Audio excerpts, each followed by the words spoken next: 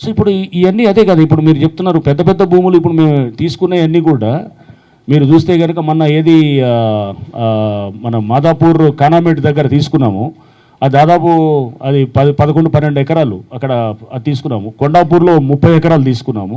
అసలు ఐలాపూర్లో మరి 900 ఎకరాలు ఎక్కడి నుంచి వచ్చింది? అది కాస్ట్లీ ల్యాండ్. ఇప్పుడు అది 900 ఎకరాలు ఒక ఇట్లా మీరు తీసుకునేది చిన్న చిన్న వాళ్ళ మీద కాదు. ఈ 15 ఎకరాలు హోల్డ్ చేయాలంటే సిటీలో ఎవడన్నా అవుతుందా? ఓ 15 ఎకరాలు అంటే అది 1500 కోట్లు సిటీలో ఏది కానామేట్లో ఉందంటే కనుక మామూలు హోల్డ్ చేయగలుగుతాడా? వాళ్ళు మీకు కనపడేటటువంటి ఆ పైన ఉన్నటువంటి ఏది షెడ్లు వేసుకున్నాడో వాళ్ళని చూడొద్దు మీరు, వాళ్ళ కిరాయికి ఇస్తారు అంతే. వీళ్ళు నిన్న వచ్చారు, వీళ్ళందరూ చాలామంది వచ్చి చెప్తుండే సున్నం చెరువులో వాళ్ళకి వచ్చిన వాళ్ళు అక్కడ కావాలని వేయించినారు కబ్జా చేయడానికి, మా దగ్గర 50,000 తీసుకున్నారు సార్ అని చెప్పి. పాపం అంతా ఎస్టీస్ వాళ్ళంతా చిన్న చిన్న వాళ్ళు వడ్డరాసు వాళ్ళే చెప్తున్నారు, మా దగ్గర 50,000 తీసుకొని మళ్ళీ నెల నెల మేము 3,000 కట్టాలి రెంటు, మాతో తీసుకొని వాళ్ళు అక్కడ వేయించినారు. వేయించి మీరు చేసినప్పుడు కావాలని ఇదంతా చేసినారు. వాళ్ళు ఇప్పుడు అంతా స్టోరీ చెప్తున్నారు అనమాట. సో బ్యాక్గ్రౌండ్ జరిగేదాన్ని మీడియా ఆల్సో రిక్వెస్ట్, వెనకాల జరిగేదాన్ని తెలుసుకోండి. అది కూడా కొంత మనం అంటే that is part of your మీ బహుశా ఎంక్వైరీలో కూడా మీకు వస్తుందేమో అక్కడ ఏం జరుగుతుంది అనేది కూడా. ఎందుకంటే అక్కడ జస్ట్ కనబడేదాన్ని ఏదో పుస్తకాలు తీసుకెళ్ళిపోతున్నారనో లేకపోతే ఇదనేదాన్నో లేకపోతే ఎవడో లిఫ్ట్ అది ఆపరేటరు లేకపోతే డిమాలిష్ చేసే ఆపరేటరు అది చేస్తూ లోపల ఉన్నోడు ఇది దట్ ఈస్ ఓన్లీ టిప్. అది జాగ్రత్త తీసుకోవాలి, కాదనట్లేదు. ఆ జాగ్రత్త తప్పకుండా యాజ్ ఎ హ్యూమన్ బీయింగ్ మేము అందరం కూడా హైడ్రాలో ఎప్పుడు కూడా దాన్ని ఇట్లాంటి వాటిని తీసుకోవడం కాబట్టి ఇవన్నీ ఇప్పుడు తయారు చేస్తున్నాం.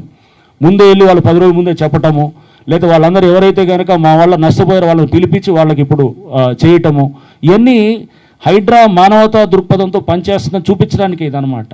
అంటే ఇంతకుముందు కూడా చేస్తున్నాం, ఇప్పుడు అది చూపించడానికే మీకు చేస్తున్నాం. ఎన్నో బస్తీలు ఎఫ్టీఎల్లో ఉన్న వాటిని మేము ముట్టుకోలేదు అనే దానికి కూడా మీకు ఎగ్జాంపుల్ ఇస్ దట్. చాలా బస్తీలు కూడా వచ్చాయి, అంతేగాని పేదవాళ్ళ 1000 ఇల్లులు కొలగొట్టింది హైడ్రా అంటే 1000 ఇల్లులు ఎక్కడ లేవు. అది హార్డ్లీ ఫ్యూ, అంతా కలిపి ఒక 300 హౌజెస్ లోపలే ఉన్నాయి మొత్తం కూడా. ఏది అవి కూడా అన్ఆక్యుపైడ్ అండర్ కన్స్ట్రక్షన్, అది కూడా ఏది నథింగ్ ఈజ్ టెంపరీ హౌసెస్ ఉన్నాయి. చెప్పాక నేను సున్నం చెరువు ఏది 30 ఇట్లా ఉన్నది 35 ఎంత ఉన్నాయి, నేను వాళ్ళు వచ్చారు టెంపరీ హౌసెస్. ఇది అన్నీ కూడా తక్కినవన్నీ కూడా అన్ఆక్యుపైడే ఉన్నాయన్నమాట, అన్ఆక్యుపైడ్ వాటిలో ఉన్నాయి.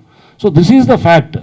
అంతేగాని 1000 ఇల్లులు కొలగొడుతున్నారు. హైడ్రా అంటే కనుక ఒక ఇది రాక్షసి అంటే కనుక హైడ్రా అనేది ఇది లేకపోతే కనుక ఈ పాటికి చెరువులన్నీ కూడా ఇంకా బహుశా మీరు చూసారు ఈ 2 ఏళ్ళలో ఇంకా పూర్తిగా పోయేదేమో, లేకపోతే ఇంకా నాకు తెలియదు ఎలా ఉండేదో. సో మనం ఇంకో 10 ఏళ్ళు 15 ఏళ్ళు వదిలేస్తే కనుక ఈ మెల్లిగా ఈ చెరువులన్నీ కూడా కనుమరుగవుతాయి. మనం ఇప్పుడే మనం అంతా చూస్తున్నాం, మన టెంపరేచర్స్ పెరిగి ఉక్కపోతలతోటి అన్నీ ఇదంతా ఇవన్నీ కూడా దీంతో పాటు ఫ్లడ్డింగు. అంటే ఎంత భ్రష్టు పట్టాలో మానవాళి అంత భ్రష్టు పట్టడానికి మనమే తయారు చేసుకుంటున్నాం అనమాట. సో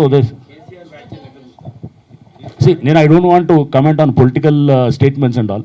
సో నేను చెప్పేది జనరల్ ఎన్వైరన్మెంట్ ఆస్పెక్ట్లో చెప్తున్నాను. సో ఇది పర్యావరణము, దీనివల్ల వచ్చే నష్టము అండ్ దీనివల్ల వచ్చేటటువంటి ఏది కబ్జాలు లేకపోతే చెరువులు కొట్టేయటాలు అనేది మీకు బెస్ట్ ఎగ్జాంపుల్ ఇస్ బతుకమ్మ కొంటూ చూపిస్తున్నాం కదా. అతను నాది అని అంటుంటే కనుక మీకు కళ్ళ ముందు చూపించాం అది విత్ మ్యాప్ దాంతో అనేది. అక్కడ వాటర్ బాడీ ఉన్నది,